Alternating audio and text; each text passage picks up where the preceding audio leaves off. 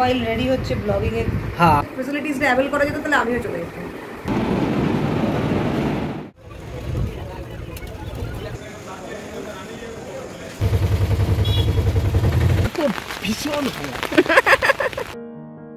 নমস্কার বন্ধুরা, আপনাদের জন্য আরও একটি ভিডিও নিয়ে আজকে হাজির হয়েছি। আপনারা ভিডিওটা পুরোটা দেখবেন, আশা করি আপনাদের ভালো লাগবে। দেখতে দেখতে জুন মাস চলে এলো, আজকে 14ই জুন, বাড়ি যাওয়ার সময় হয়ে গেল। আমি শুধু একবার একটা কথা ভাবছি যে এই যে এখানে প্রায় 47 ডিগ্রি ফিলিং নেওয়া ওয়েদার থেকে যাচ্ছি 28 ডিগ্রি টেম্পারেচার। আমি বৃষ্টি এটা বাদ দেওয়া যাবে না। ও হ্যাঁ, সাথে আবার বৃষ্টি। হ্যাঁ, তো ভেতরটা কেমন যেন আনন্দে একটা পুলকিত হয়ে উঠছে যে আবার যাবো, সেই গিয়ে দেখবো নদী নালা সব ভরে আছে, বাড়ির আশেপাশে সব ডোবার থেকে শুরু করে, আর কুল একটা ওয়েদার পাবো। আর আমি সেটাই শুধু ভাবছি, তুমি উঠবে না, আর আমি কখন ভাবছি যে কখন গিয়ে সেগুলো গিয়ে রেকর্ড করবো। যাকে দিদি বলো, তুমি আমার সাথে চলো তো। আমি ভাবছিলাম যদি ওয়ার্ক ফ্রম হোম ফ্যাসিলিটিসটা অ্যাভেল করা যেত তাহলে আমিও চলে যেতাম। হ্যাঁ, আমি শিওর আছি দিদি, তোমার ওখানে কোনো এসি লাগবে না, কিচ্ছু লাগবে না, একদম প্রাকৃতিক এসিতে তুমি সুন্দরভাবে অফিস করতে পারবে একদিন। নিশ্চয়ই।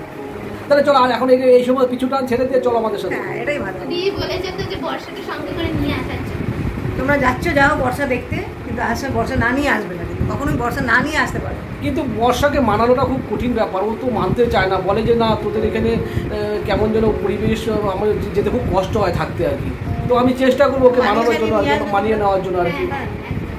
তাহলে চলো, আর এখন অলরেডি যাওয়ার আগে তোমাদের প্রস্তুতি কেমন হয়েছে একটু দেখিয়ে দাও। ও হ্যাঁ, প্রস্তুতিটা দেখাতে হবে, রাইট।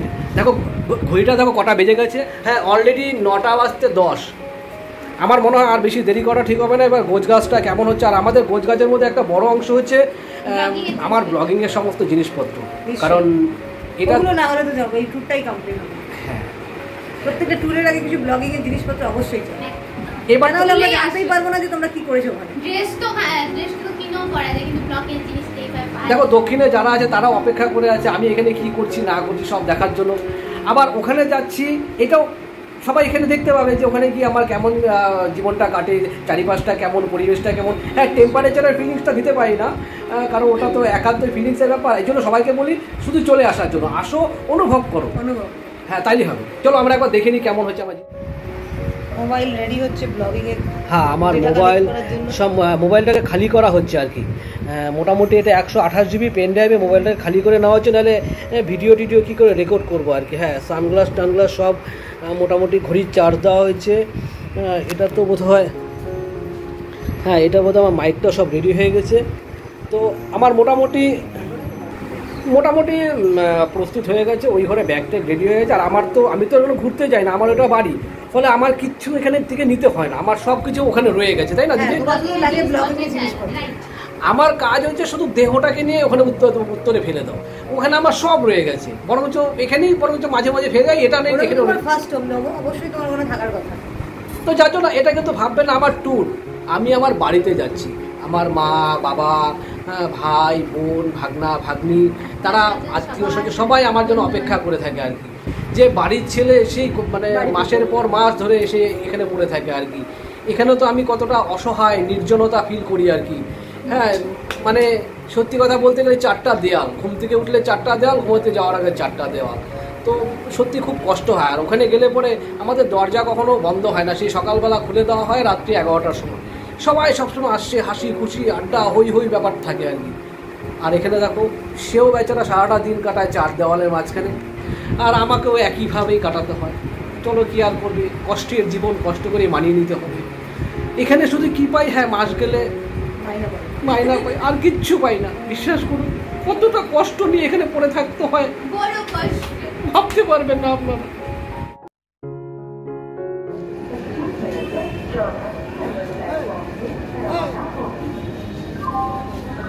তাহলে বন্ধুরা ব্যাগপত্র গুছিয়ে নিয়ে মোটামুটি হাওড়া স্টেশনে পদার্পণ করেই ফেলেছি।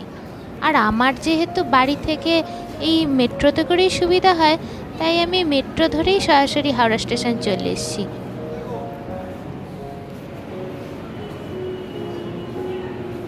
স্টেশনে পৌঁছেই দেখলাম যে সরাইঘাট ট্রেনটা দিয়ে দিয়েছে, সরাইঘাট এক্সপ্রেসটা 9 নম্বর প্ল্যাটফর্মে। তাই এই 15 থেকে 9 নম্বরের দিকে এখন আমি হেঁটে হেঁটে যাচ্ছি। তো চলুন তাহলে আপনারাও আমার সঙ্গে। আর এই যাওয়ার মাঝে আপনারাও একটু হাওড়া স্টেশনটা কতটা আজকে ভিড় সেটা একবার দেখে নিন।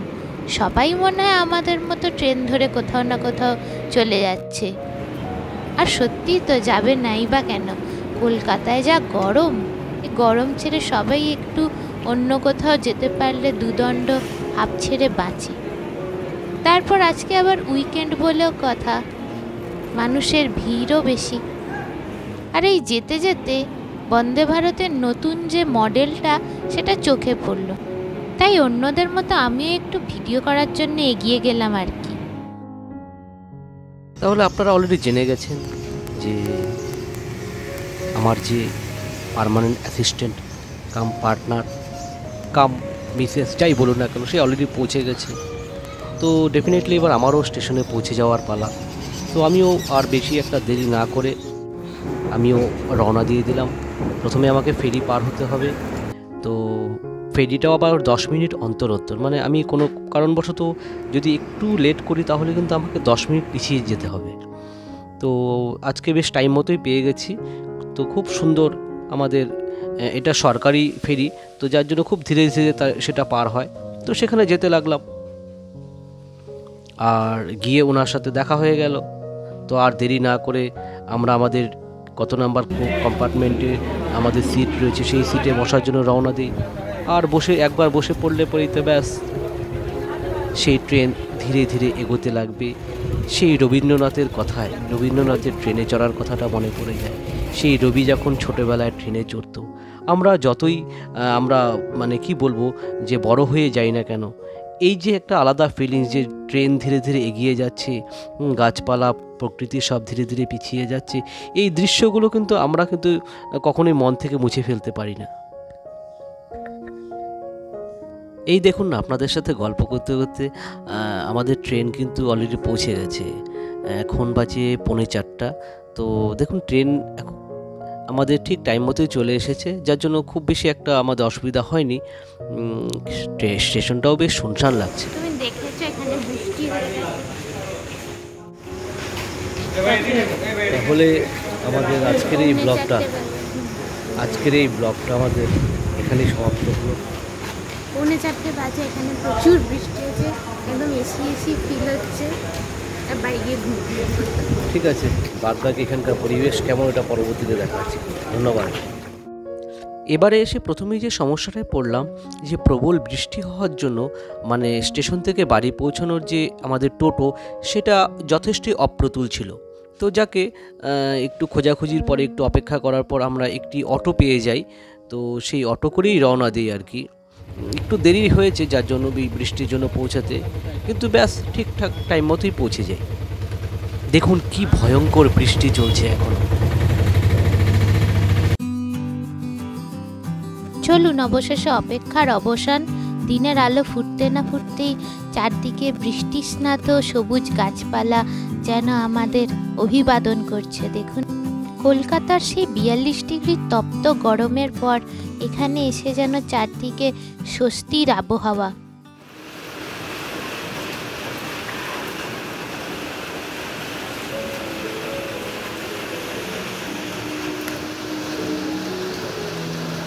চলুন ঘরে আটকে না থেকে বাইরের পরিবেশ প্রকৃতিটা আপনাদের একটু দর্শন করে নিয়ে আসি।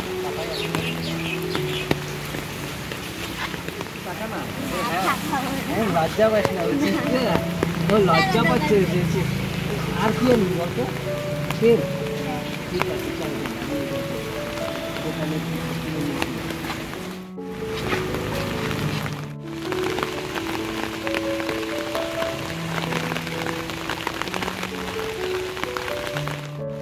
আটচল্লিশ ডিগ্রি ফিলিংস থেকে আসার পর হঠাৎ করে যখন 28 ডিগ্রি ফিলিংসে এসে পড়া যায় এরকম ওয়েদারে, তখন মনটা কতটা উৎফুল্ল হতে পারে ভাবুন তো একবার। ঠিক এই সময়টাকে আমি খুব মিস করছিলাম যতদিন আমি ওখানে ছিলাম, আর মার কাছে খবর পাচ্ছিলাম যেখানে লাগাতার বৃষ্টি হচ্ছে। দেখো আপনারা একবার দেখো কত সুন্দর চারিদিকে, কত ঠান্ডা ওয়েদার, চারিদিকে সবুজ ভিজে আছে। আমার তো ভীষণ এই ঠিক এই আনন্দটা এতদিন মিস করছিলাম। ঠিক আছে বন্ধুরা, এর পরবর্তী ব্লগগুলোতে দেখাবো যে আমাদের আশপাশে নদী নালা পুকুরগুলো ঠিক আছে সেগুলো আর কি। ঠিক আছে, এই ভিডিওটা এখনই রাখা হলো তাহলে। Tata tata.